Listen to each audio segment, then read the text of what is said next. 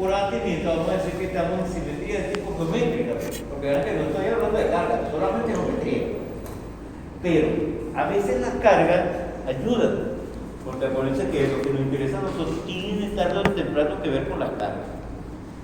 O sea, vamos a ver una simetría que vamos a llamar simetría eléctrica. ¿Se acuerdan? El dibujito que yo tenía aquí, lo voy a volver a repetir. Bien.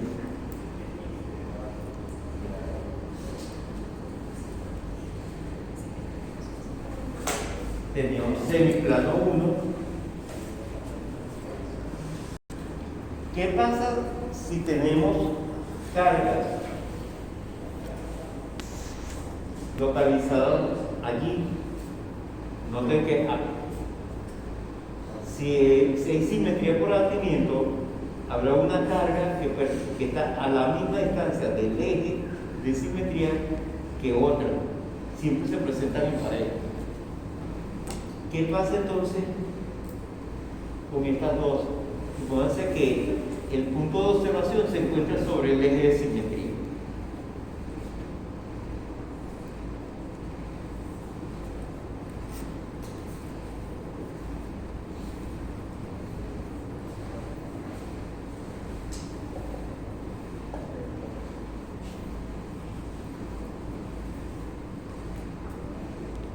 ¿Cómo es el campo que esta carga produce?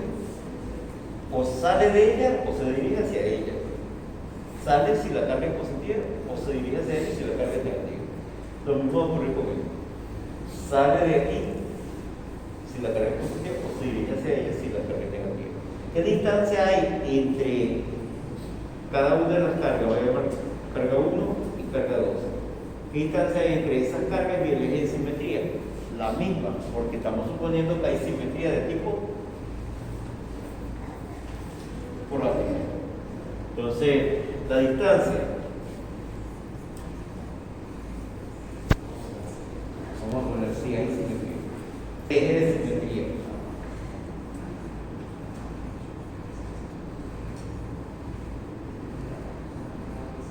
Sí, ¿qué distancia hay entre Q1 y el punto de observación comparado con la distancia que hay entre Q2 y el punto de observación? La misma.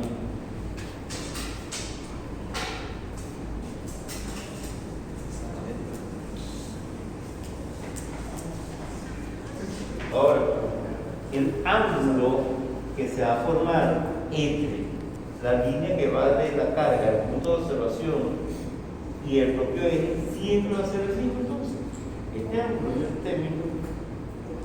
Si las dos cargas son de igual módulo, ¿qué pasaría?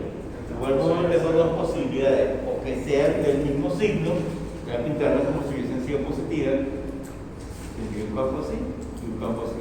Si sumo esos dos campos, procedo por estas cargas, ¿hacia dónde iría el vector resultante? Paralelo al eje de simetría. Por lo tanto, ¿qué pasaría si las cargas son de signos distintos? Si las cargas son de signos distintos, una va a producir un campo en un sentido y la otra va a producir en el sentido opuesto. Por ejemplo, una produce un campo así y la otra produce un campo así. Si sumamos esos dos vectores, ¿hacia dónde va el vector resultante? Perpendicular al eje de simetría. Entonces, tenemos las dos posibilidades. Cuando las cargas son del mismo signo, el campo resultante tiene la dirección del eje de simetría. Pero si las cargas son de signos distintos, el campo resultante tiene la dirección perpendicular al eje de simetría. Unidades. Cuando las cargas son idénticas, el campo resultante tendrá la dirección del eje de simetría. Y si las cargas son de signos opuestos, el campo resultante tiene la dirección perpendicular al eje de simetría. Entonces podemos predecir el sentido del campo. ¿Qué pasa entonces si tenemos una esfera en la cual se cumpla, por ejemplo, eso? Que la densidad de carga sea tal que al girar en 180 grados, las cargas que ocupan las posiciones nuevas son exactamente iguales hacia dónde iríándose el campo, como una esfera. Entonces, ¿qué dirección tiene el eje de simetría en una esfera? Radial. Entonces, si las cargas están en un lado, coinciden con las del otro, recuerda que aquí tenemos una esfera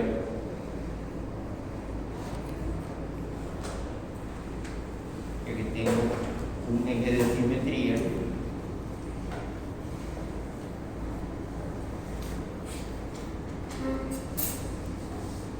Y queremos que a la misma distancia del eje de simetría,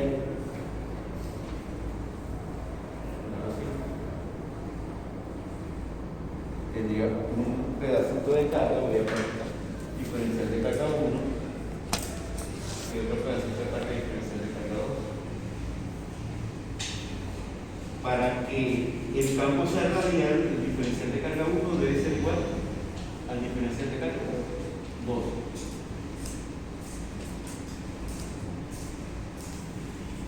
Utilizo un sistema de referencia con coordenadas esféricas. Entonces,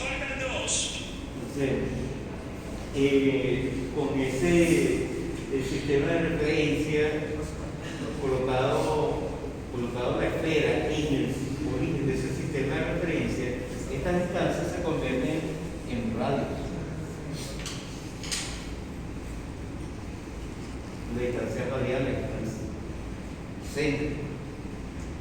Si queremos que los dos diferenciales de carga sean iguales, ¿qué debería cumplirse entonces?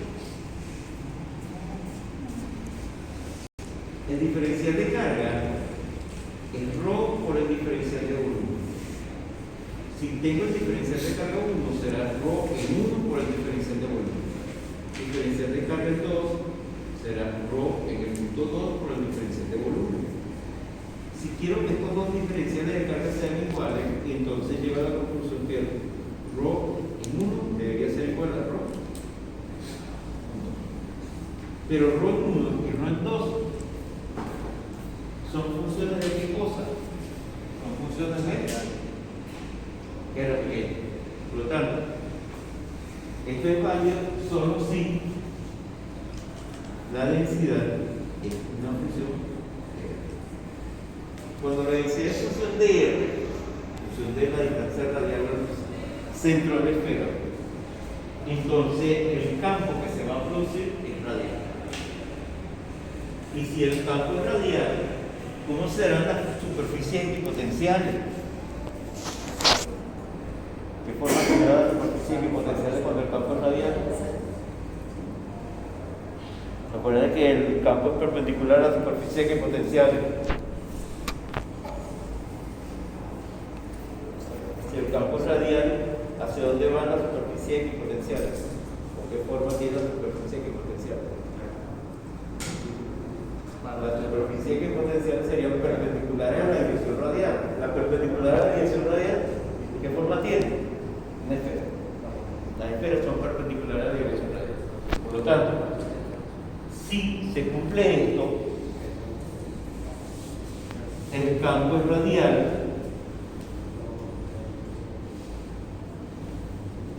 tiene la dirección radial,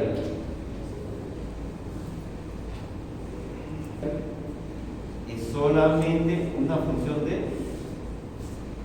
R, para que cuando R sea constante tengamos una superficie equipotencial. Entonces, noten que si se cumple entonces que la densidad de la esfera es solamente función de R, la distancia del centro, el campo y el potencial tienen esta forma.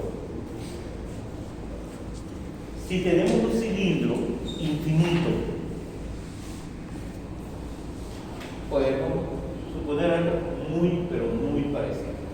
Si tenemos un cilindro infinito, ¿cuál será la forma del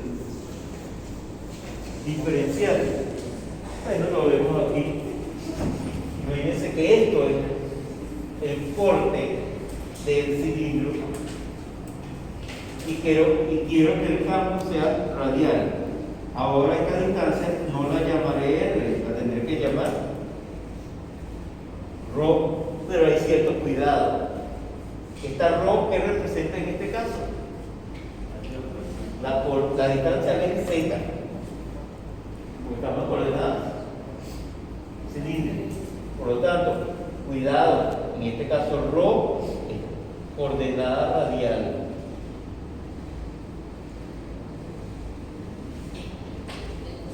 Nuevamente, si hacemos lo mismo, llegamos entonces a la misma conclusión.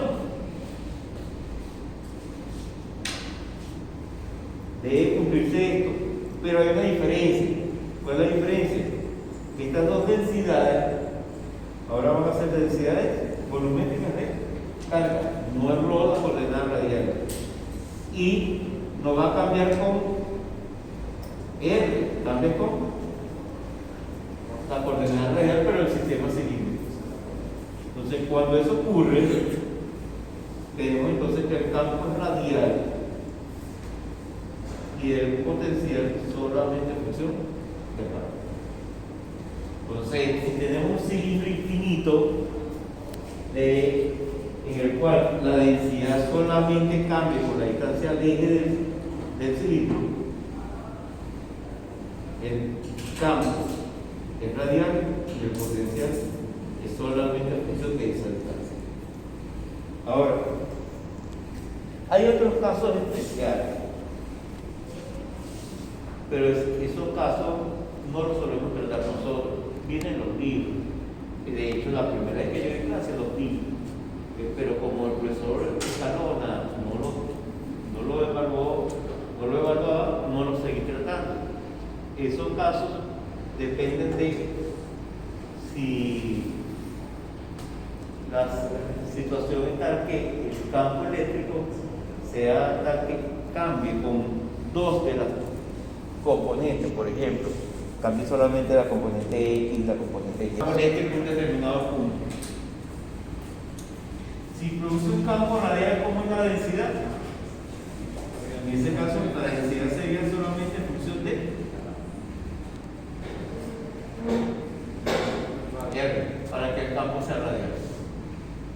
Si usamos las comillas del sistema de referencia así, con el centro, justamente en el centro, vamos a hacer esto.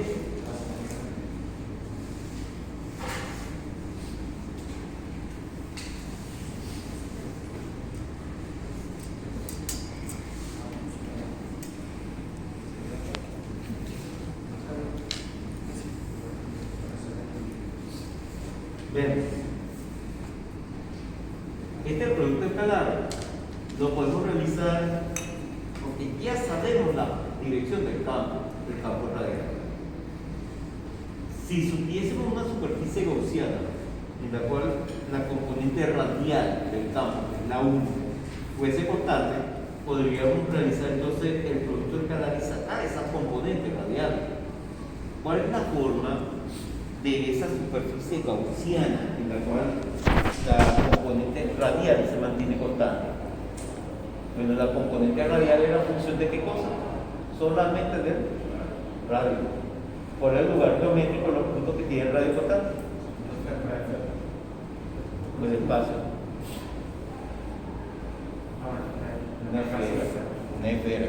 Por lo tanto, si utilizamos ahora una esfera concéntrica como esta, en esa esfera el diferencial de superficie sería radial también. Y el producto escalar de dos vectores unitarios radiales, ¿cuánto vale? Y la integral del diferencial de superficie la podría sacar porque se la forma en la superficie de una esfera. Entonces este lado se podría encontrar. ¿Y el otro lado qué será? Veo cuál es la carga que está encerrada dentro de esa superficie gaussiana y podré despejar entonces la componente radial del campo. Entonces, vamos a ver las condiciones para usar la ley de Gauss para el cálculo del campo, no del flujo, sino del campo. Son 5. Las condiciones las vamos a empezar ahorita. La primera condición es la superficie gaussiana es hipotética.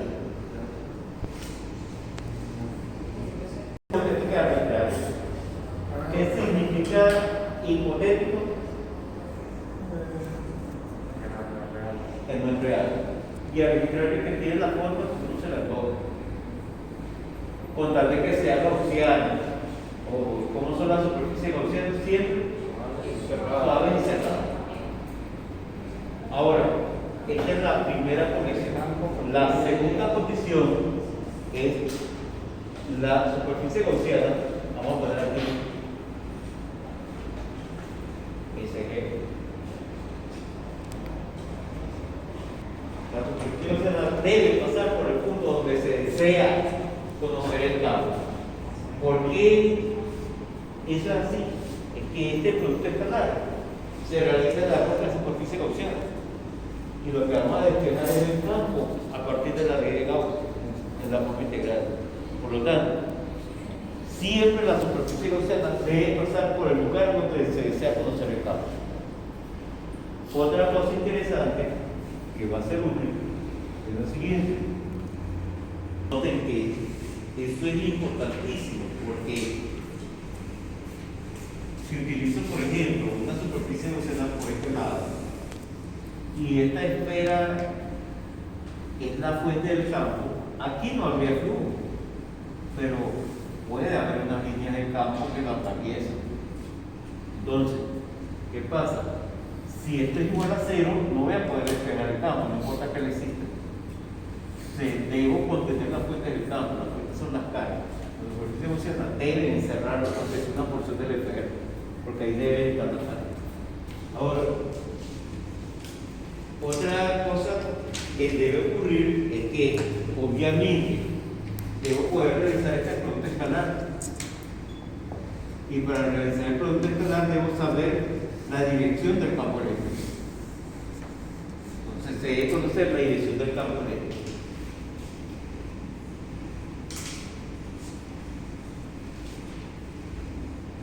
Todos, no hay excepción. Si en una determinada situación sabemos hacia dónde apunta el campo eléctrico en un punto de la superficie gaussiana, pero no lo demás, no lo podemos entonces calcular. Tiene que ser en todos. ¿Por qué? Porque cuando hagamos la integral se hace en todos los puntos de la superficie gaussiana, no en uno solo. Entonces tenemos que saber la dirección del campo eléctrico en todos los puntos del espacio. No solamente en algunos, sino en todos los puntos de la superficie gaussiana. La otra cosa, porque son 5, ya llevo 4, es lo siguiente. Bueno, quiero determinar el campo, entonces debo poder sacar el campo para afuera.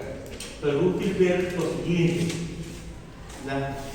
El flujo, lo que viene es un número de líneas de fuerza que atraviesan una superficie. ¿Cuál componente del campo nos interesa? La componente del campo que atraviesa la superficie, y esa es la componente normal. Por lo tanto, la componente normal es la que nos va a interesar.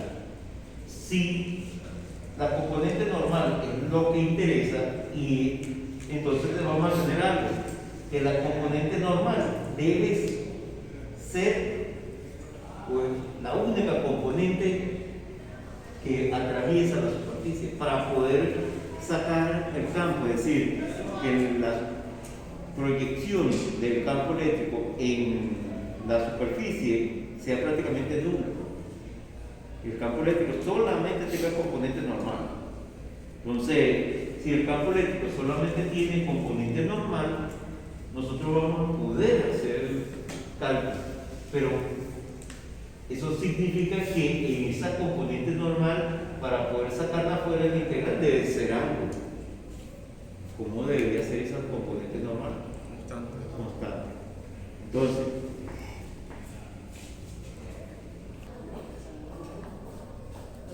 vean, el hecho es que esa componente normal debe ser constante de aquella parte de la superficie gaussiana donde ese producto no sea nulo. ¿Por qué? Porque si es nulo, no me interesa que varíe. Podría estar cambiando, pero no contribuye al flujo. Cuando el producto escalar es 0, no hay contribución de ese campo al flujo y por lo tanto no me va a interesar. Pero en los otros lados, donde sea diferente de 0, ese producto escalar, poder sacarlo. Pero noten entonces que tenemos las 5 condiciones. Si se cumplen esas 5 condiciones, vamos a poder determinar entonces el campo eléctrico mediante la ley de Gauss de forma integral. Pero, como les dije al comienzo, hay dos leyes, la ley de Gauss integral y la ley de Gauss de tipo diferencial. Todo lo que se puede hacer por la ley de Gauss integral también se puede hacer por la diferencial, porque la diferencial es más poderosa. Porque toma en cuenta variaciones que para el otro no. Por lo tanto, todos los problemas que se puedan resolver por la ley de Gauss de tipo integral también se pueden resolver por la ley de Gauss de tipo diferencial. Pero todos los problemas que se pueden resolver por la ley de Gauss integral también se podrán resolver por Poisson-Laplace. Es decir, aquí tenemos algo importante.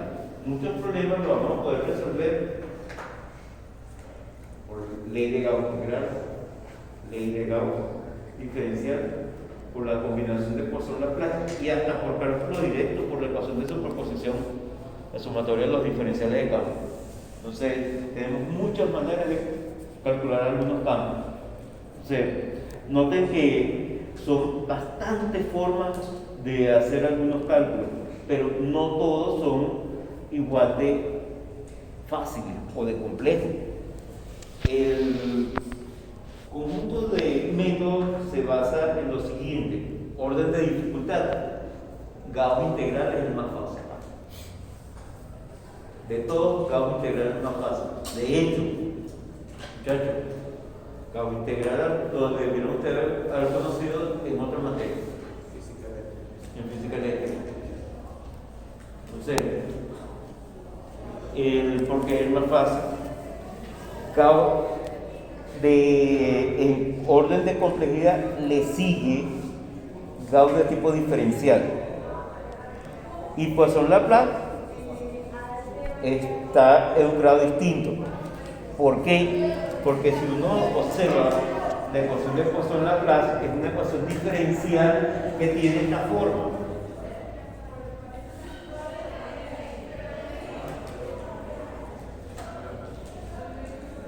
¿Cómo son las derivadas que aparecen aquí?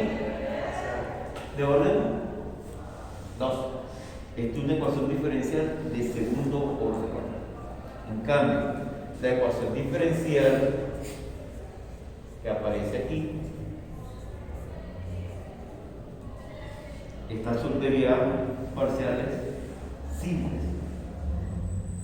Aquí tengo una ecuación diferencial de derivadas parciales, pero de primer orden. Aquí tengo una ecuación diferencial de derivadas parciales de segundo orden.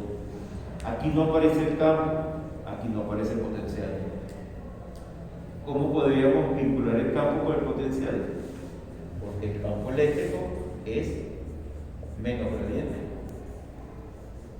del potencial. Entonces, si vamos a trabajar con esto para calcular el potencial, tenemos que vincular el campo de posición. Si vamos a trabajar con esto para calcular el campo, tenemos que vincular el campo de posición. Ahora, ya para terminar, solamente una cosita. Vamos a hablar de condiciones de frontera. Vean, las condiciones de frontera tienen que ver con lo siguiente: ¿qué es lo que está pasando justo en la frontera de área? Para esta parte del curso solamente tenemos que en esa parte donde se separa una característica del espacio con respecto a otras distintas. Por ejemplo, dentro de la esfera y fuera de la esfera. Dentro de la esfera tengo la densidad de la esfera, fuera tengo el espacio libre. Entonces, vamos a ver qué está pasando justo en esa frontera de separación. Podría ser que aquí tengo una esfera que tiene una densidad, inmediatamente después tengo otra región donde hay otra densidad diferente. Entonces, para lo que vamos a llamar condiciones de frontera, tenemos que tener en cuenta lo siguiente: las condiciones de frontera se pueden encontrar siempre a partir de dos tipos de integrales. Una, las integrales de superficie, y la otra, las integrales de línea. Las condiciones de frontera, en función de la integral de superficie, siempre nos van a llevar a lo que se llaman condiciones de frontera en las componentes normales. es el componente perpendicular a la superficie. Las condiciones de frontera que se consiguen a partir de las integrales en línea son las componentes de la dirección paralela a la superficie, y llamamos componentes tangenciales. Entonces, vamos a hablar de dos tipos de componentes de frontera, de condiciones de frontera, unas normales y otras tangenciales. ¿Qué significa la palabra normal? Perpendicular a la superficie, tangencial, paralelo a la superficie. Entonces tenemos dos tipos de condiciones de frontera. Entonces vamos a empezar con las condiciones de frontera normales del campo eléctrico. Una superficie que separa a un medio 1 de un medio 2.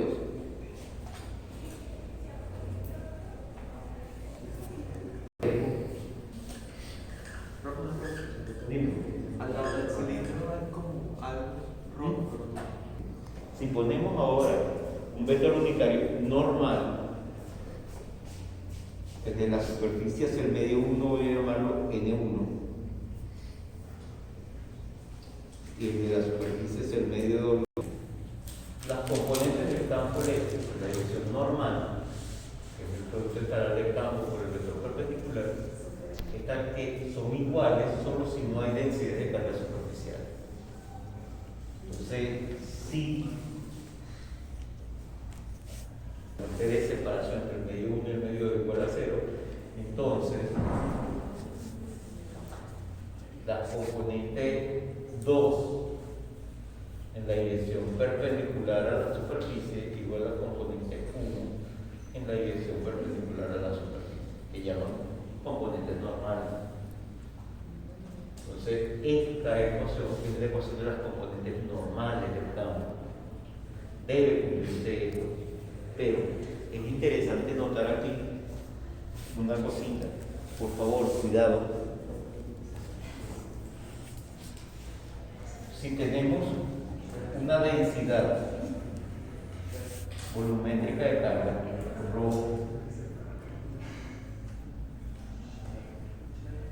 no es infinita en la superficie, va a pasar entonces algo importante, que si tomamos una porción muy pequeña, muy delgadita de esta superficie, que tenga un espesor muy pero muy pequeño, ¿cuánta carga hay allí? La carga que habría allí es una carga extremadamente pequeña. Si esa carguita la dividimos entre el área, llegamos entonces entre ese volumen, entre la superficie, llegamos a esta conclusión, que sigma vale 0. No hay densidad volumétrica superficial de carga. Cuando el objeto tiene una carga describe de manera volumétrica. Por ejemplo, si me dicen, tenemos una esfera uniformemente cargada, ¿cuánto vale entonces la densidad volumétrica de carga? La que sería la carga entre el volumen. Pero en esa esfera uniformemente cargada, en la superficie, no hay densidades superficiales de carga.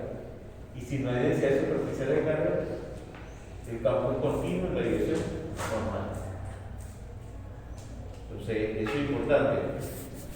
Si tenemos un conductor, acuérdense que los conductores son cosas distintas. ¿Cómo es el campo eléctrico dentro de un conductor? Cero. Entonces, en el caso de un conductor, la situación es diferente. Porque si aquí adentro hubiese habido conductor, el campo es cero. Y la ecuación depende de la densidad, pero hacia dónde se van a cargar los conductores a la superficie, entonces sí hay densidad superficial. Por lo tanto, puede ser que aquí tenga un campo igual a 0 e inmediatamente después un campo distinto de 0, porque hay densidad superficial.